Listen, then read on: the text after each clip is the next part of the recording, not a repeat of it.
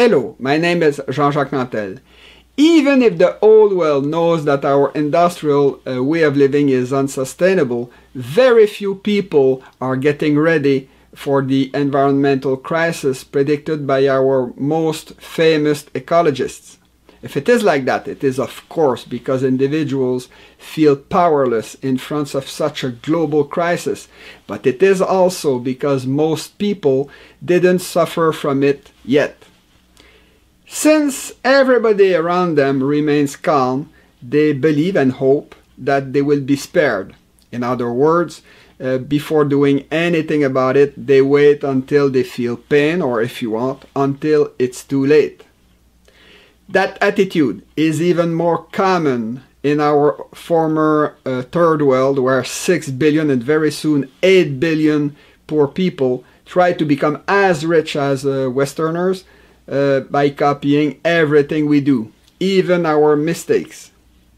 Thanks to the information revolution, it is extremely easy to do, since technologies like the internet allow them to move at the speed of light until the end of the world, all the weightless knowledge accumulated by the Western world. For decades, those dirt poor people have watched on the village TV the almost unbelievable images coming from places like Disneyland or Las Vegas, and they are determined to build something similar or even better in their own homelands. And when our ecologists tell them that mankind must save bugs and frogs from extinction, they smile and they tell them to come and talk about it when they will be as rich as we are. As a result, the quantity of garbage thrown by mankind into the world environment is growing at an exponential rate, especially in the South, which creates an acceleration of history that makes the environmental collapse I'm talking about obvious on all continents. Since nobody, nowhere, wants to hear about reducing our standard of living, that collapse is inevitable. In fact, it already began. An era is clearly coming to an end, an era that will be replaced by an epoch of universal decline. It's possible that planet Earth could absorb 2 or even 4 times more pollution than today, but it's very unlikely if we consider the ever-growing deficits of almost all our governments and the record level of private and public debts all over the world. The question we must ask ourselves here is, who will we have to repay those debts in the future? Certainly not to human beings, since almost everybody on this planet is actually growing its debt load. Most probably, those debts in dollars will never be repaid, since in the future nobody will be able to produce enough profits to repay those debts. Let's see why. 4 billion years ago, planet Earth was an inhabitable world covered with fire and molten lava, and it would have remained a dead world if life had not appeared to clean it. By evolving and diversifying during all those years, life has created the habitable planet we enjoy today. In other words, it is life that created the environmental capital mankind has been consuming for millions and millions of years. What is important to understand here is that humans never stop being predators with lungs and stomachs which are designed to consume the air and the food produced by other living species. We never and we still don't produce what our bodies consume. We steal it. There is nothing fundamentally wrong with being predators, since in nature, predators often play a useful and even essential role, for instance, by maintaining the population of their prey at a sustainable level for the local environments. Unfortunately, humans have stopped a long time ago to be pure predators to become pure parasites. For the last 10 or 12,000 years, since the invention of agriculture. In short, mankind never stopped destroying many natural habitats to make room for its ever-expanding population. The Industrial Revolution only worsened the situation since, as we explained in the 9th video of this series, most of our industrial enterprises are not really profitable and never were. Even today, most of them keep transferring a large proportion of their costs to their employees, to the general population, to the local governments, to the third world, and especially to the natural environments which are forced to absorb each year 1 billion tons of solid waste. And we didn't talk about our liquid and gaseous industrial waste. The fact that our industrial world is unable to produce real profits is a very fundamental problem since, as I often explained, in a universe where energy tends to dissipate, living things cannot survive and last if they don't produce more than they consume, if they don't make any profits. Because whatever we do in this world, there is always some energy loss. It's a physical law of our universe. In an economy, there must always be a profitable part to pay for the roads, the schools, the hospitals, and for everything a population needs to stay alive and reproduce. In the case of our industrial world, our natural environments are clearly the profitable part of our economies since they must absorb all our pollution on top of producing most of the natural resources we use. Now that our industrial technologies have completed their travel around the world, that we have polluted all the continents and the seas, and that there are no more places where to hide or export our pollution, our industrial enterprises for the very first time are forced by law to pay an ever-increasing part of their real costs, which often reduces their profits to almost nothing. For an industrial economy, this is a catastrophe since the capital used by our entrepreneurs to grow their companies is made of accumulated profits. Of course, those enterprises could always go back to profitability by increasing their prices, but such a simple solution could only be temporary since the rapid decline of almost all our natural environments would regularly increase their environmental costs. There is no way out. We will be forced to go through an epoch of general decline. Logically, that decline should be gradual. It should go from one plateau to another. There are two reasons for that. First, because our natural environments are so resilient that it will take time for them to collapse entirely. Second, because human beings still have many tricks at their disposal to slow down that decline. We saw it during the subprime crisis of 2008 when the governments and the central banks of the world prevented the collapse of the world economy by increasing tremendously our national debts in order to refinance many bankrupt banks and multinationals. Such a financial operation is called a bailout because the money necessary came from the exterior of those failing enterprises, from taxpayers, or if you want, from you and from your descendants. The fact that it is increasingly difficult to extract profits from the natural environments had a very interesting consequence after the crisis of 2008. The trillions of dollars of public money that were then injected in the economy by our governments were not used to increase the size of our industrial enterprises, but to inflate speculative bubbles in the stock exchanges, in the housing sectors, or elsewhere. In other words, that gigantic flow of newly printed money avoided the real world with all its annoying and very costly social and environmental problems to flow towards the almost totally artificial and unproductive financial sector where easy money can be made by speculators.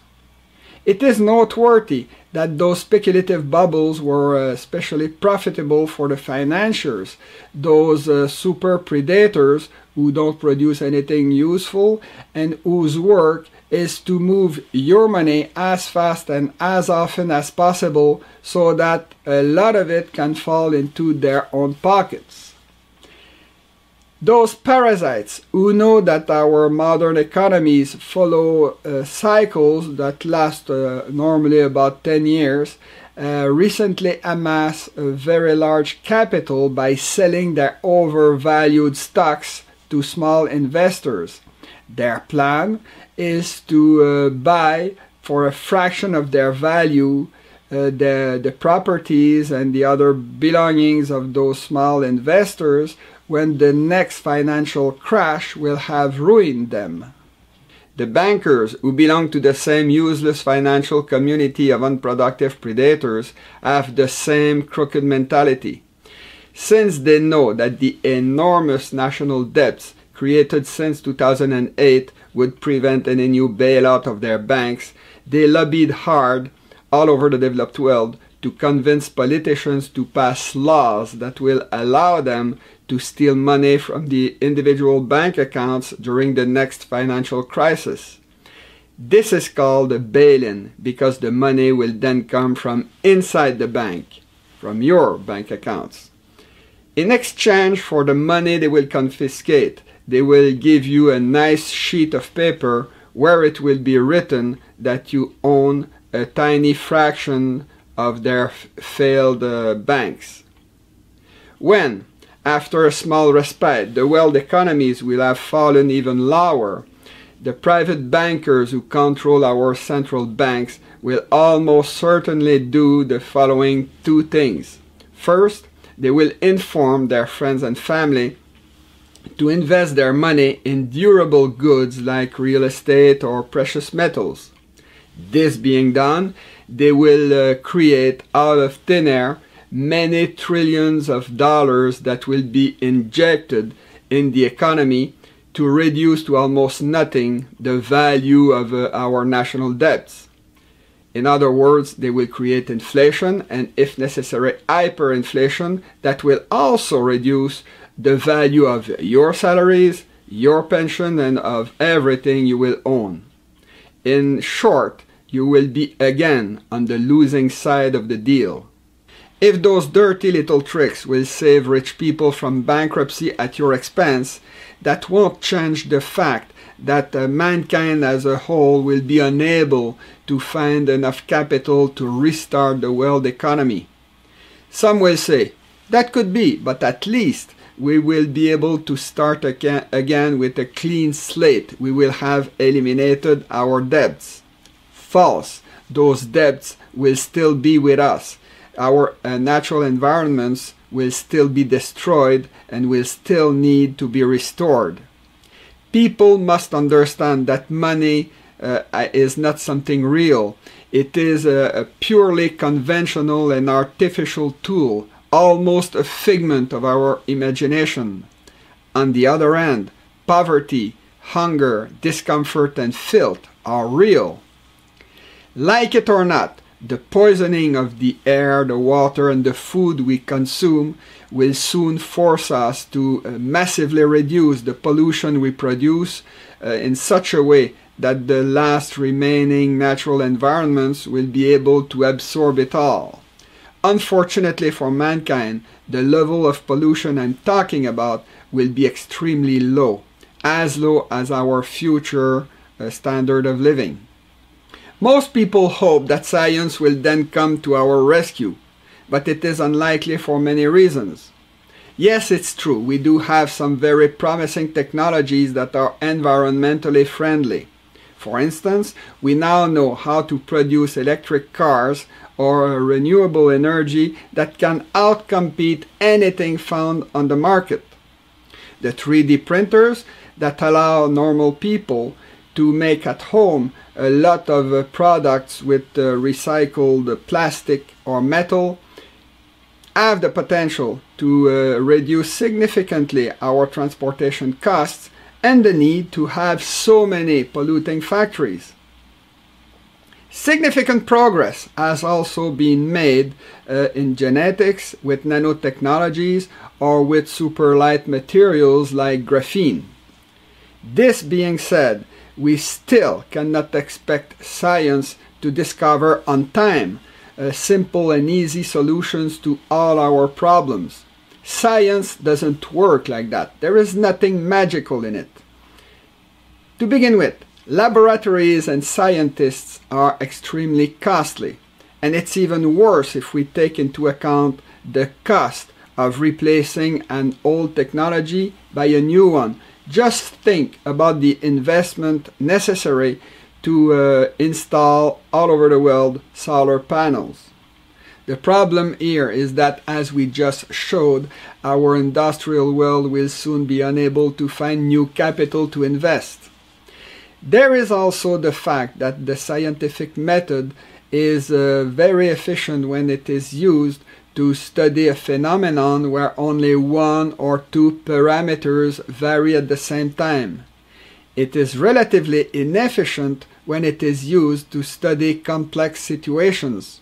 For example, it is very difficult to predict the weather more than a week in advance, or to describe the future evolution of an ecosystem that has been polluted by thousands of different toxic chemicals. Science is also very slow to produce results, one of the reasons being that the scientific theories used by researchers often need to be revised, a process that is very time-consuming. The fact that science is divided in multiple disciplines is partly responsible for that, which is perfectly obvious when an expert makes a stupid prediction based on his own data but without taking into account what has been discovered in other sciences. History shows that it normally takes a very long time, sometimes centuries, before an unconventional genius can create a coherent theory with the data coming from multiple sciences.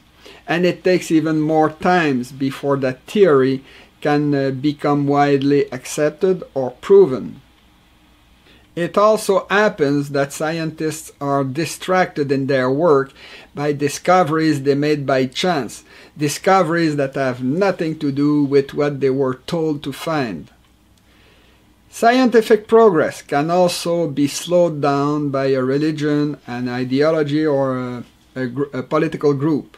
A very good example of that has been given recently by the activists who promoted a general boycott of the pharmaceutical companies that discovered the very first efficient drugs against the AIDS virus.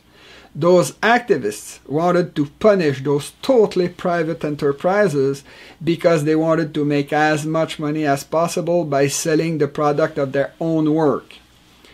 When the owners of those companies realized that they could lose a lot of money with that boycott, they did what the general public asked them to do, and they instructed their research teams to start looking for remedies against baldness or obesity.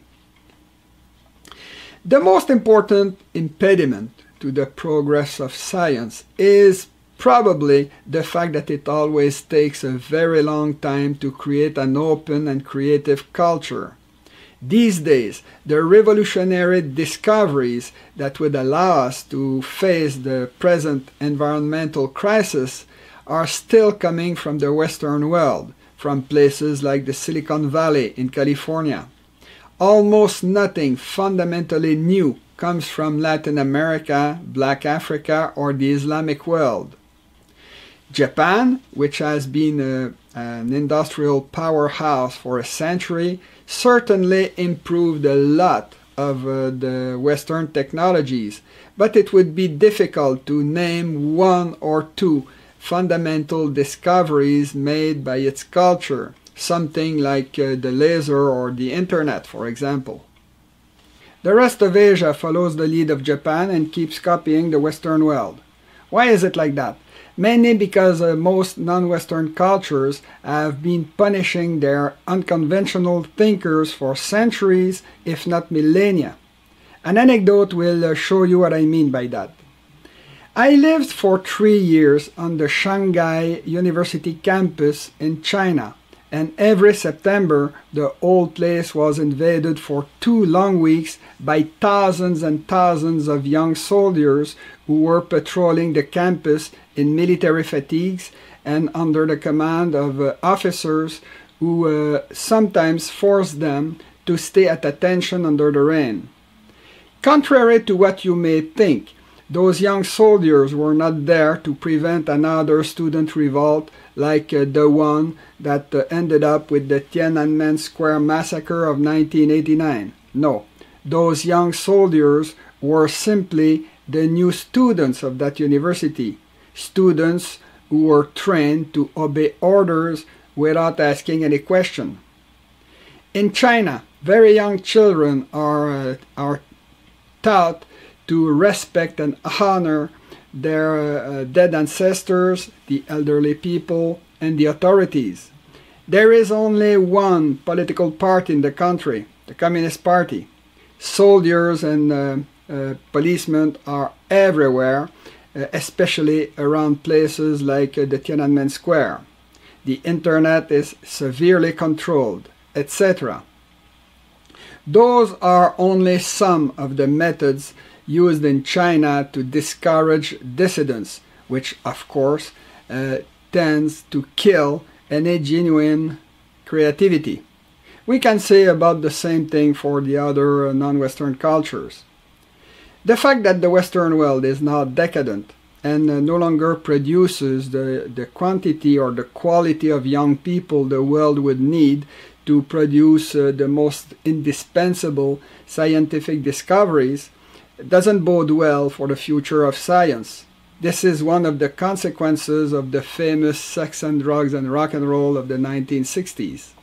All the problems I just described will be felt more acutely with the passing of time, because in the future our scarce resources will have to be used to solve our most pressing problems. To provide food and clean water to the population, we will have to repair the most essential part of our crumbling infrastructure. A lot of money will also have to be spent to take care of our enormous population of elderly people, etc. In such a context, it is difficult to imagine how mankind could avoid the general collapse I'm talking about. We are probably living the very last years of what will soon be considered as the good old times. We have reached that moment when, on the Titanic, the first people to understand that the ship would sink suddenly remembered that there were not enough lifeboats for everybody. But this is the subject of future videos. I thank you in advance to recommend this video to your friends and family. See you next time.